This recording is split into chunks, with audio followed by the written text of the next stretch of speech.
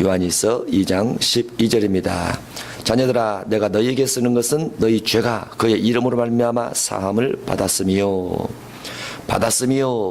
라는 것은 이미 죄의 사함을 받은 거죠.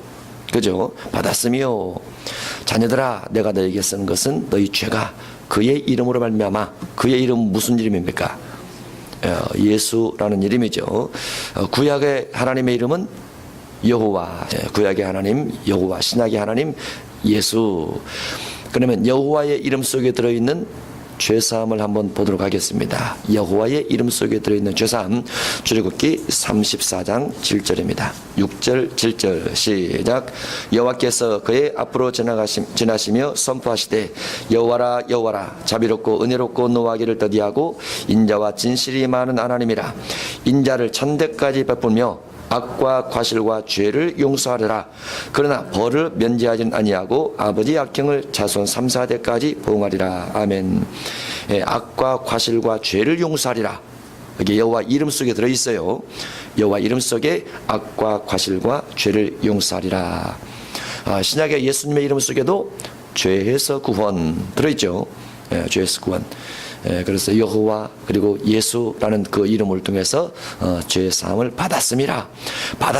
라고 보면은 이미 지은 죄가 사함 받았다라는 것으로 보면은 무슨 죄가 사함 받은 것일까요? 원죄. 미래의 죄가 아니고 과거의 죄가 사함 받았더라 그 말이죠.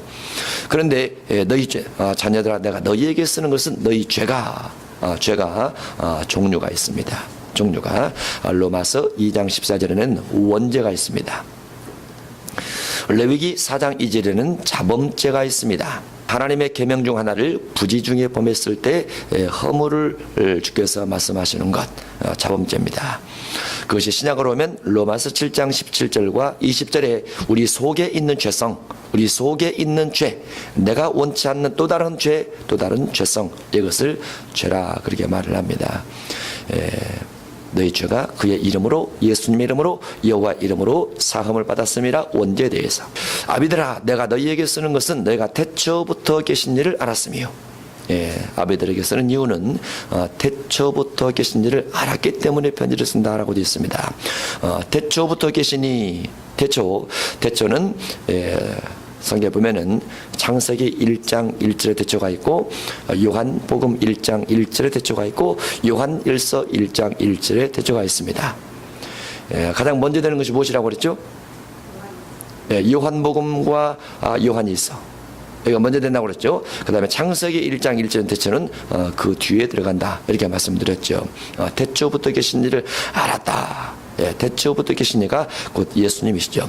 예수님께서 태초에 계셨지만 눈으로 본 바요 손으로 만진 바요 우리 귀로 들은 바라 라고 1장 1절 이하에서 말씀을 하고 있죠. 청년들아 내가 너희에게 쓰는 것은 너희가 악한 자를 이겼음이라. 청년들이 악한 자를 이겼더라 이렇게 되어 있어요. 악한 자가 누굽니까? 악한 자는 마귀입니다. 마귀, 요한일서 3장 12절에 마귀라고 되어 있어요. 그러면 청년들이 악한 자를 어떻게 이겼을까? 로마서 12장 21절을 보면 선으로 악을 이기라 라고 되어 있어요. 선으로 악을 이기라. 선한 행실을 통해서 악을 이겨갈 수 있다 그랬단 말이죠. 14절 아이들아 내가 너희에게 쓴 것은 너희가 아버지를 알았으며 아비들아 내가 너희에게 쓴 것은 너희가 태초부터 계신 일을 알았으며 청년들아 내가 너희에게 쓴 것은 너희가 강하고 하나님의 말씀이 너희 안에 거하시며 너희가 흉악한 자를 이겼음이라 해서 13절에 있는 청년들이 악한 자를 이긴 것에 대한 반복적 표현이 14절에 됐는데 14절 속에는 하나님의 말씀이 너희 안에 거하시기 때문에 악한 자를 이겼더라 라고 되어 있어요. 그래서 14절의 내용을 문맥상 정리를 하게 되면 하나님의 말씀이 안에 있는 것에 대한 유익성이 무엇이냐? 첫 번째가 강하다는 겁니다. 말씀이 우리 안에 있으면 강해요. 악에 대해서 강합니다. 불의에 대해서 강합니다. 왜냐하면 하나님 말씀이 우리 안에 있으면 말씀의 훈계, 말씀의 교훈, 말씀의 지식이 내가 연약해지고 내가 나태해지고 내가 게으르지고 내가 사단에 대해서 뭔가 주저하는 것에 대해서 강력한 힘과 능력을 부여줍니다. 그래서 하나님 말씀 안에 있을 때 우리가 강해진다는 유익함이 있습니다. 말씀 안에 있을 때 말씀이 우리를 붙들어주기 때문에 그렇다라고 볼 수 있죠. 참고로 여호수아서 1장 6절 이하를 보도록 하겠습니다. 강하고 담대하라. 강하고 담대하라. 하나님께서 여호수아에게 강하고 담대하라 라고 말씀하신 이유가 있다고 그랬죠. 무엇이라고요? 그가 강하지 못했더라고 말이죠. 담대하지 못했더라고 말이죠. 너는 내가 그들의 조상에게 맹세하여 그들에게 주리라 한 땅을 이 백성에게 차지하게 하리라. 오직 강하고 극히 담대하여 나의 종 모세가 내게 명령한 그 율법을 다 지켜 행하고 우러나 좌우나 치우치지 말라. 그리하면 어디로 가든지 형통하리니. 마음을 강하게 하고 담대해야 돼. 하나님께서 모세에게 주신 어떠한 법이든지 어떠한 율법이든지 치우치지 아니하면 형통하겠다. 강하고 담대할 수는 있지만은 하나님께서 모세를 통해서 주신 법 안에서 강하고 담대하라 그렇게 되어 있어요. 사실은 주의 말씀 안에서 강하고 담대하라. 8절 이 율법책을 내 입에서 떠나지 말게 하며 주야로 그것을 묵상하여 그 안에 기록된 대로 다 지켜행하라. 그리하면 내 길이 평탄하게 될 것이며 내가 형통하리라. 이 부분이 신약으로 가면 모세 율법 대신 무엇으로 대체가 되는 거죠? 모세 율법이 예수님의 산상순으로 바뀌어집니다. 모세 율법은 죽이는 법이요, 정죄의 법이요, 비판하는 법이요 그렇게 되어 있어요. 그런데 예수님의 율법은 살리는 법이라고 말이죠. 그래서 예수님의 율법 바뀌어지게 되는 거예요. 예수님의 율법 안에서 예수님의 산상수훈 안에서 강하고 담대하라 라고 되어 있어요. 청년들이 악한 자를 이긴 이유는 주의 말씀 안에 있기 때문에 그렇다라는 거죠. 그리고 레위 26장과 신명기 28장도 하나님의 언약을 지키면 주께서 복을 주시기 때문에 그 언약을 지킨 그 안에서 담대할 것, 언약을 지킨 안에서 축복 오는 것에 대한 믿음의 기대, 이런 부분을 가지고 살아가라 그렇게 되어 있습니다. 또 하나님 말씀 안에 있는 유익이 무엇이냐? 흉악한 자를 이기게 하는데 흉악한 자를 이기게 합니다. 말씀 안에 있으면 흉악한 자 이기게 한다. 왜냐하면 담력이 주어지기 때문에 그렇죠. 담대함이 주어지기 때문에. 무엇이 말씀이 나를 담대하도록 붙들어줘요. 말씀을 자꾸 기억하게 하고 말씀을 내 마음속에 되새김하게 하면서 말씀을 통해서 내 심령, 내 마음속에 강하고 담대함이 생기면서 흉악한 자를 이기게 만들어줍니다. 이 믿음까지 가야 돼요. 이 믿음까지, 특별히 종말시대는 이 믿음까지 확실하게 가려고 해야 됩니다. 이 믿음까지. 다니엘서 3장입니다 15절입니다 느부갓네살 왕이 금 실상을 만들어 놓고 다 경배하라고 말할 때 세 친구가 할 수 없다라고 말하지요. 15절 이지라도 너희가 준비하였다가 나팔과 비리와 수금과 사명건과 양금과 생황과 및 모든 악기 소리를 들을 때 내가 만든 신상 앞에 엎드려 절하면 좋거니와 너희가 만일 절하지 아니하면 즉시 너희를 맹렬히 타는 불못불 가운데 던져 넣을 것이니 능히 너희를 내 손에서 건져낼 신이 누구 이겠느냐니. 사드락과 메삭과 아벳느고가 왕에게 대답하리되 느부갓네살이여 우리가 이 일에 대하여 왕에게 대답할 필요가 없나이다. 왕이여 우리가 섬기는 하나님이 계시다면 우리를 맹렬히 타는 불못불 가운데서 능히 건져내시겠고 왕의 손에서도 건져내시리다. 그렇게 하지 아니하실지라도 왕이여 우리가 왕의 신들을 섬기지도 아니하고 왕이 세우신 금 신상에게 절하지도 아니할 줄을 아옵소서 하고 담대하게 말을 합니다.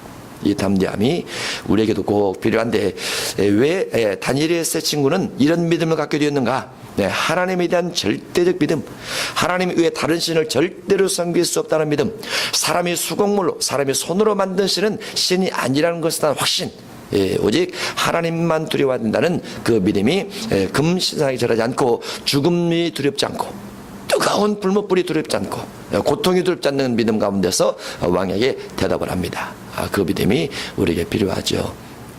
다니엘 앞부분에 보면은 뭐 금신도 나오고 금머리, 은머리, 눈머리, 뭐 철, 진흙이 나오잖아요. 그것이 사실 구약시대예요. 그런 것들은 구약시대인데 저 뒷부분에 가면 다니엘에게 하나님께서 계시를 줄 때 마지막 시대에 대한 계시를 줘요. 그래서 그 마지막 시대에 금 신상이 세워지는 것이 계시록 13장에 있단 말이죠. 계시록 13장에 우상숭배 부분이 그 부분에 대한 예표로 다니엘서가 기록이 됐다. 그러면 계시록 13장에 우상숭배 신상을 만들어 놓고 우상숭배하게 할 때 그때 세계 정부가 중심돼서 금 신상에 절하지 않는 자들을 어떻게 핍박하느냐? 불못불처럼. 이렇게 시험을 하는 거예요. 그래서 다니엘서를 통해서 사드락, 메삭, 아벳노와 같은 믿음을 소유해야 된다. 우리가 그 시대에 들어갈지 안 들어갈지 모르지만은 아직은 아니니까, 아직은 아니고 평화시대지만은 하나시대가 급하게 가고 있으니까 미리 기도를 쌓아내야 돼요. 우리는 이제 고난 가운데서 신앙생활 하다 보니까 믿음이 강해져요. 믿음이 강해져요. 그러면 자식도 고난을 받으면 믿음이 강해지겠죠.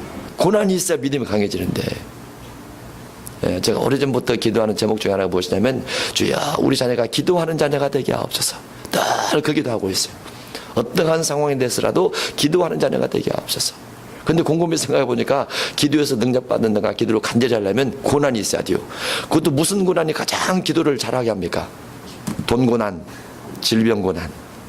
특별한 부딪힘의 문제가 없으면 기도가 현저하게 떨어집니다. 떨어지고 기도도 간절해지지 않고 목소리 톤도 점잖해져요. 스스로 고난 속에 자꾸 가려고 해야 돼요. 그래야 능력이 많아져요, 기도가. 하나님 말씀 안에 있는 유익 중에 하나가 흉악한 자를 이기게 한다. 맹렬히 타는 불법을 가운데서 하나님께서 건져내 주십니다. 계시록 2장 13절입니다. 버가모 교회 사자에게 했던 말입니다. 버가모 교회 사자에게 편지하라. 좌우에 날선 금을 가지시니 가르시되 내가 어디에 사는지를 내가 아노니 거기엔 사탄의 권자가 있느니라. 사탄의 권자가 있는 동네에서 교회를 세워서 목회를 하고 있는데, 그 가운데 안디바가 충성된 증인으로서 주님을 섬기는 일을 하다가 죽임을 당해요. 사탄이 사는 곳에서 죽임을 당할 때도 나를 믿는 믿음을 저버리지 아니하였도다. 순교당하는 믿음이 있었다고 말이죠. 순교당하는 믿음은 왜 있게 됐을까요? 그가 주님을 깊이 사랑했다고 말이죠. 그것도 날선 검을 가지시니, 그 말은 말씀 안에 확실하게 있는 사람이라고 말이죠. 날선 검이 확실한 말씀입니다. 무딘 검, 약한 검, 순수한 검, 이런 검들은 마귀와 싸울 때 약해요. 그러나 낯선 검, 좌우에 날이 있어서 많은 것들을 찔러 쪼개고 벨 수 있는 그와 같은 검들은 말씀 안에 철저한 삶을 살고, 그 철저한 삶이 결국은 사단의 공격을 받게 돼서 사단을 통해서 죽임을 당하게 되더라. 근데 주님께서 인정하고 칭찬하고 있습니다. 말씀 안에 있는 유익이 순교당할 강력한 믿음으로 성당했다, 그렇게 볼 수 있죠. 15절입니다. 이 세상이나 세상에 있는 것들을 사랑하지 말라. 이 부분이 아주 중요한 부분입니다. 이 세상이나 세상에 있는 것들을 사랑하지 말라. 물론 이제 사랑하지 말라, 좋아하지 말라, 즐기지 말라, 누리지 말라, 이렇게 생각하면 좀 더 좀 심각한 표현 같지만은, 먹고 마시고 시집가고 장가가고 여러분과 비교를 해보면은 이 세상이나 세상에 있는 것들을 사랑하지 말라, 즐기지 말라, 좋아하지 말라, 이런 부분이 같은 표현이 있습니다. 누구든지 세상을 사랑하면, 누구든지 세상을 좋아하면 아버지의 사랑이 그 안에 있지 아니하니 라고 되어 있는데, 아버지의 사랑을 받으려면 세상 속에서 나와야 된다.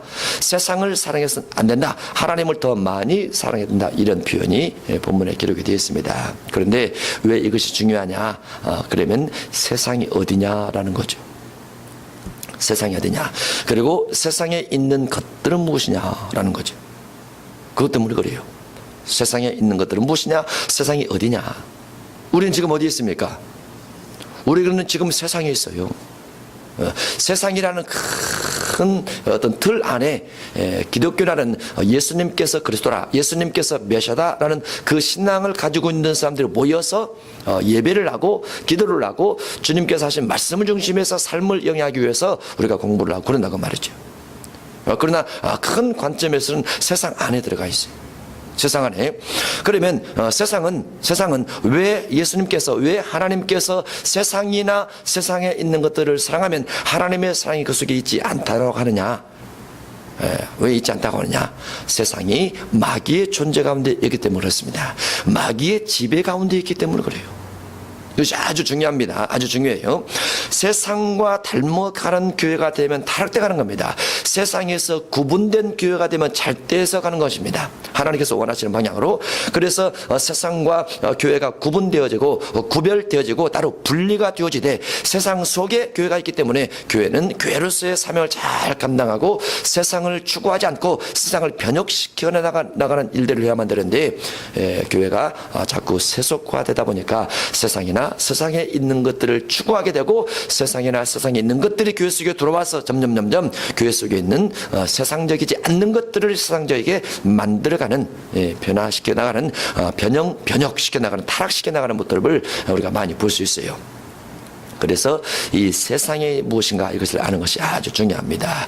세상을 아는 것 요한일서 5장 19절입니다. 세상에 대한 공부를 좀 하도록 하겠습니다. 요한일서 5장 19절입니다. 시작. 또 아는 것은 우리는 하나님께 속하고 온 세상은 악한 자 안에 처한 것이며 온 세상 온에다가 줄을 그어서 하나 글을 써놓습니다. 온에다가 온 세상이란 무엇이냐? 정치입니다. 경제입니다. 역사입니다. 문화입니다. 종교, 철학, 스포츠, 연예계 다 들어가 있습니다. 온이라는 단어 속에 온 세상은 G2, G8, G20, G12 하여간 어떠한 세상에서 주어지는 모든 정치와 경제와 대기업이든지 소기업이든지 중소기업이든지 그런 모든 것, 히스토리, 역사, 과거 모든 역사, 문화, 예술이라는 것들로 바꾸어져서 우리 앞에 다가오고 있는 문화 속에도 엄청난 악한 자의 세상이 많아요. 물론 정치 당연하죠. 정치와 경제와 역사, 문화 이런 부분 속에서 세상 사단의 권세에 눌렸던 부분들이 아주 많이 있습니다. 사단이 지배한 부분이 아주 많아요. 그것도 언제부터? 창세기 3장 15절 이하부터. 사단을 통해서 지배된 것이 아주 많아요. 그래서 사단이 세상을 지배하기 시작한 아담이 타락된 이후부터 지금까지 사단은 졸지도 않냐고 6천년 역사에 계속되는 과거 모든 역사 속에서 끊임없이 어둠의 지배력을 강력하게 구축을 해서 산성을 아주 높이 쌓았어요. 6천년 동안 쌓았어요. 6천년 동안 안 무너지죠. 무너뜨릴 수가 없어요. 그 역사입니다. 사단의 역사. 근데 성경 속에는 명확하게 기록이 되어 있죠. 아담을 통해서, 가인을 통해서, 또 노아의 세 아들 중에 함노를 통해서, 바벨탑 통해서, 이스마엘 통해서, 에서 통해서 굉장히 많이 기록이 되어 있어요. 6천년 동안 싸운 사단의 역사를 무너뜨리기가 어려워요. 그래서 마지막 시대는 사단에게 다 넘어가 버리기 때문에 하나님께서 그들을 심판하고 넘어간 자도 심판하기 위해서 구름 타고 오시는 거예요.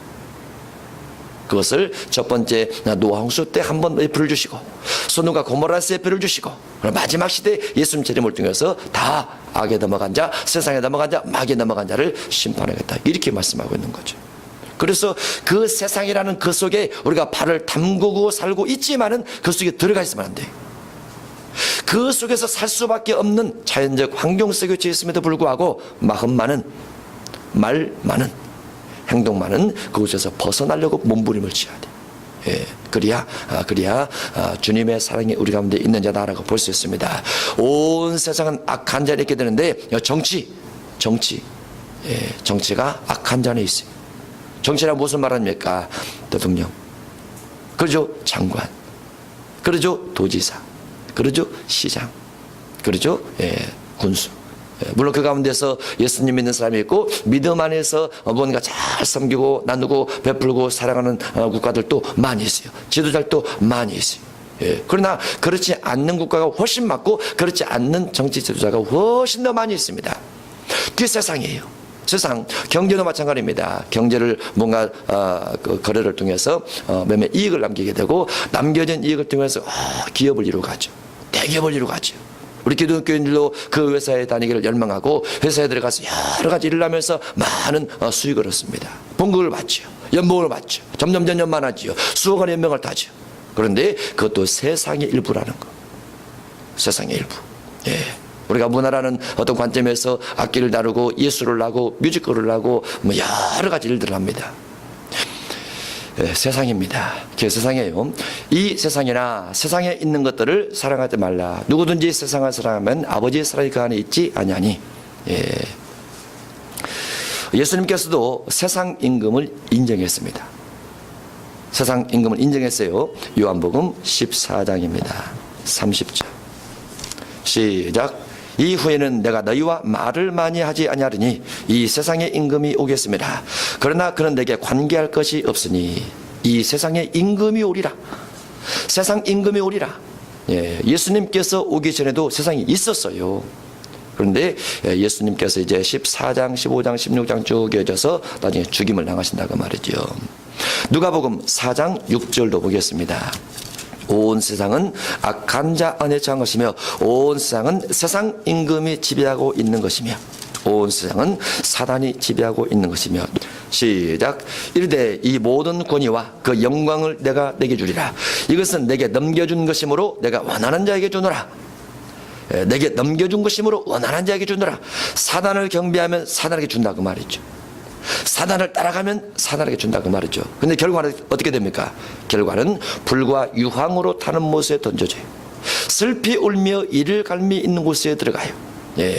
모든 육체에 대해서 사단도, 사단을 추종하는 자들도 그들의 영체, 그 육체에 대해서 사륙의 날을 위해서 예배된 자들입니다. 사륙의 날, 사륙의 날들이란 정육점을 위해서 예배됐다 그 말이에요. 그게 사륙의 날이에요. 사람이 마귀가 나중에 짐승으로 노죠. 나중에 마귀가 짐승으로 활동하잖아요. 짐승은 나중에 어떻게 돼요? 사륙당하잖아요. 사륙. 그러죠. 고기를 다 한다 그 말이죠.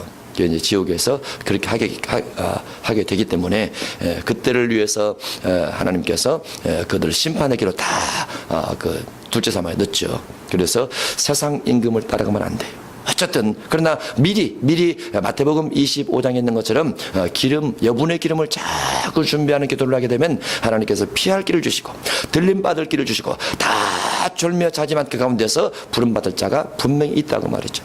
여분의 기름을 쌓아놓게 되면 그거 외에는 방법이 없다라고 볼 수 있어요. 세상 임금이 온 세계를 다 지배하고 있어요. 세계를 지배한다는 것은 정치, 경제, 역사, 문화, 종교, 철학, 스포츠 이런 게까지 다 지배를 하고 있다라고 볼 수 있습니다. 그러나 마지막은 그들의 심판으로 끝나게 됩니다. 마태복음 6장 24절에 보면 두 주인이 나옵니다. 두 주인, 마태복음 6장 24절입니다. 세상 속에 있는 것, 세상이나 세상에 있는 것들, 마태복음 6장 24절. 한 사람이 두 주인을 섬기지 못할 것이니 혹 이를 비유하고 저를 사랑하거나 혹 이를 중히 여기고 저를 경히 여김이라. 너희가 하나님과 재물을 겸하여 섬기지 못하느니라. 하나님 그리고 재물을 섬기는 것이 다른 신을 섬기는 것이고 재물을 섬기는 것이 이 세상에 있는 것들의 최고봉입니다. 재물신이 최고봉이에요.